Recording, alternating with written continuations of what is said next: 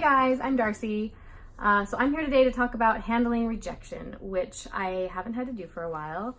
I've been out of the query trenches since about 2015, and I may be going back in soon, but that's another story for another day. So I just want to talk about a few things that helped me while querying. The first one is definitely a strong support system. So whether that's family, friends, other writers in particular, other writers who have queried, who know, or who have gone on submission, who know how devastating it can feel when someone doesn't like your work. Having someone to vent to that is not a public forum is extremely important, okay? When you get a rejection, you don't want to go on Twitter and start bashing the agent or editor or whoever it was that said, I just didn't connect with your characters, right? Literally everyone hears that at some point in their career. It's not just you, and you should not go onto a public forum and complain about it, okay? Because if you do, the publishing community is a lot smaller than you think it is, and people talk and people see, and that's not going to be good for you in the long run. So I just realized my camera is slightly tilted, so I apologize, but I'm not going to restart this. So yeah, definitely the first thing is a healthy support system. Friends, family, other writers that you can go to when you're feeling like this sucks, I just want to quit, or whatever, that you can vent to, because you need to be able to get those emotions out and let them go and move on. The second thing that I would say everybody needs if you're querying is another project.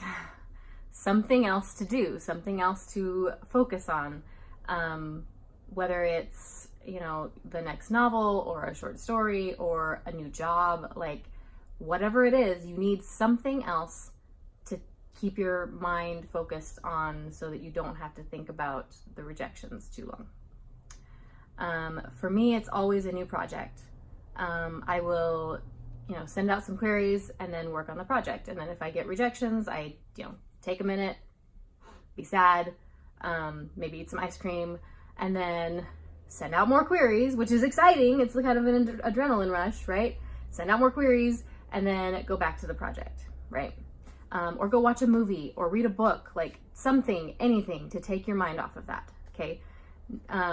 The most important part of this is, I keep thinking I'm gonna need to follow these directions myself soon. The most important part of this is don't wallow, okay? I guess this would be my third piece of advice.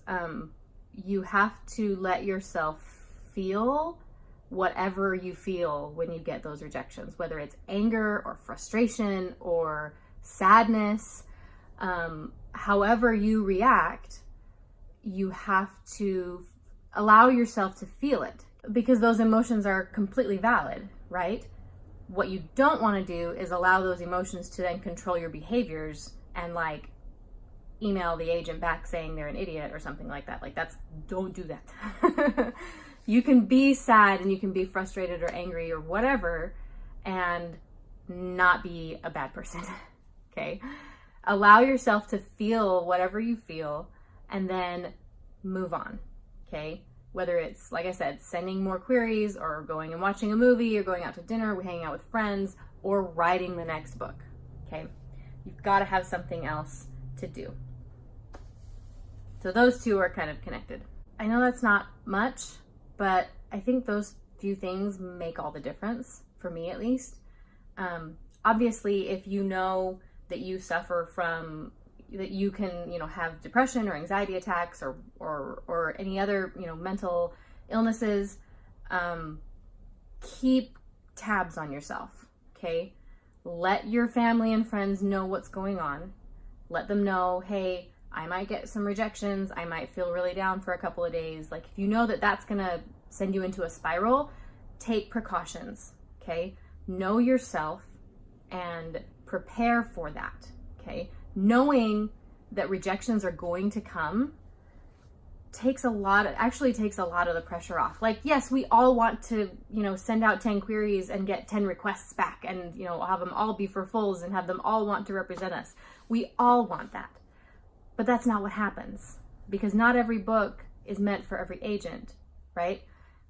Publishing is very, very subjective, and we have to remember that. So if you are a person who you think if you think querying is going to be really, really hard for you, take precautions. And beyond that, I would just say, keep going. Publishing never stops. Rejection is something every single writer faces. So you're going to face it at some point. Like, if you send out your first batch of queries and you get a yes and you get signed and it's amazing, that's awesome.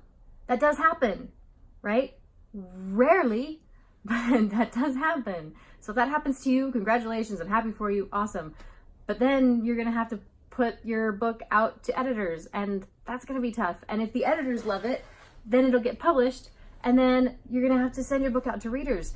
And at that point, if you haven't experienced rejection yet, you definitely will at that point, right? There are always a spectrum of readers who love and hate and meh a book, right? So you've got to, this is the hard part, right? Rejection is so tough, but it's literally part of the job when it comes to publishing. The usual disclaimers apply. I'm not a publishing professional. I don't take my advice as law. But this is what I've learned. It's what I've seen over the last 8 years in studying writing and being plugged in to the publishing community. So take it for what it's worth. And if you're querying, I wish you all the luck in the world, because it's tough. And I might be joining you in 2 or 3 weeks. So here we go. Thanks for watching, guys, and I will see you next week. Bye.